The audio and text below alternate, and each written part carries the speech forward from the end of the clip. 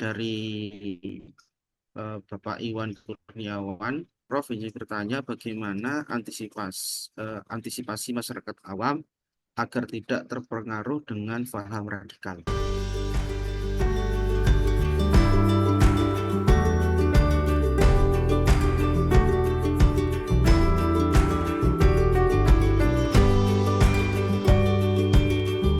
Ya, itu sebenarnya eh, paham radikal ini disebabkan karena apa?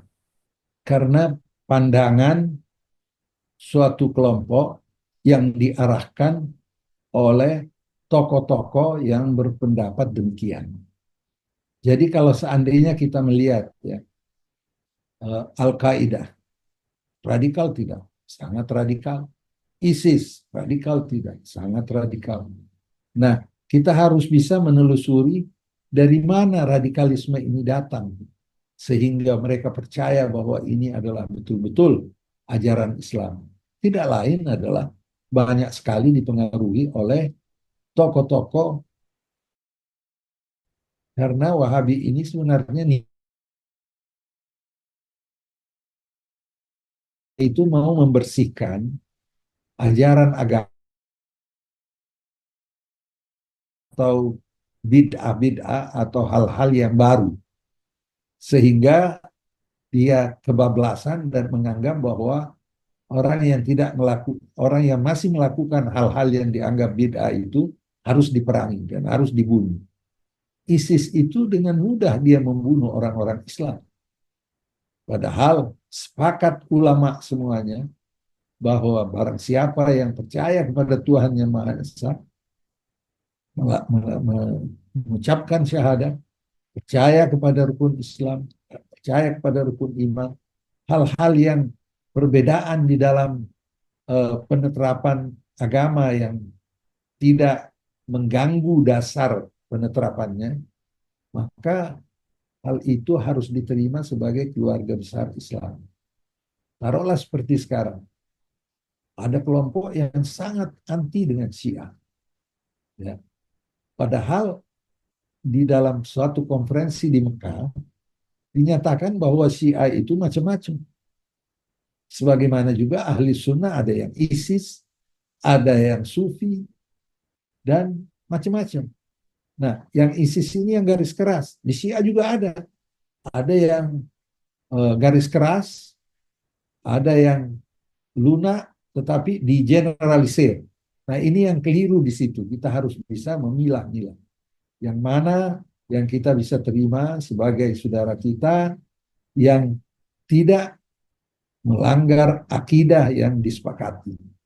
Kalau hal-hal lain, umpamanya yang soal tasawuf, banyak sekali dari kelompok Wahabi yang menganggap orang-orang Sufi itu syirik, orang-orang uh, yang apa namanya yang ziarah kubur itu syirik karena mereka anggap bahwa orang yang ziarah kubur itu seakan-akan meminta dari kubur.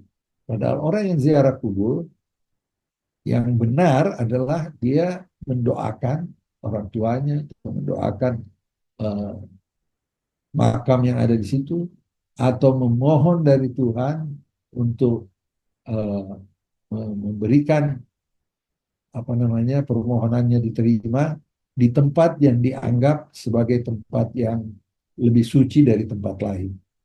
Jadi hal-hal yang kecil ini yang menjadikan kadang-kadang satu kelompok sangat keras. Dulu antara Muhammadiyah dengan NU ribut soal yang baca kunut, yang tidak baca kunut dan sebagainya. Sampai sekarang juga masih ada orang yang tidak mengizinkan orang melakukan apa pertunjukan wayang dan sebagainya. Karena ditafsirkan itu adalah syirik. Penafsiran yang sangat ketat ini yang menjadikan suatu kelompok jadi tidak toleran dan menjadi radikal, menjadi keras, sehingga dia menghalalkan membunuh orang yang dianggap telah melakukan kerjaan yang eh, ada unsur persekutuan Tuhan dengan makhluk. Jadi memang kita harus waspada kita tidak boleh dengan serta-merta mengikuti satu golongan yang kita anggap eh, apa namanya terlalu ketat. Dari itu kita berada di tengah. Jangan yang melonggarkan agama, tapi jangan juga yang terlalu ketat. Kita berada di tengah-tengah. Kita bisa menerima perbedaan dan bisa menerima pandangan orang yang berbeda dengan kita. Jangan serta-merta karena berbeda dengan pandangan kita, lalu kita mensesatkan dia, mengkafirkan dia, dan seterusnya. Nah, ini memang tugas dari tokoh agama.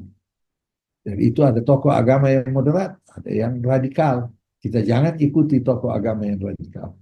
Untungnya kelompok Wahabi akhir-akhir ini sudah mereda karena eh, pimpinan kerajaan Saudi telah menganggap bahwa pandangan agama yang merujuk kepada Wahabi tidak lagi bisa diterapkan di masa kini karena telah jauh berbeda dari pandangan Islam yang moderat. Ya, mudah-mudahan kita tidak terpengaruh oleh kelompok-kelompok radikal yang dengan mudah mengkafirkan orang yang berbeda dengan kita.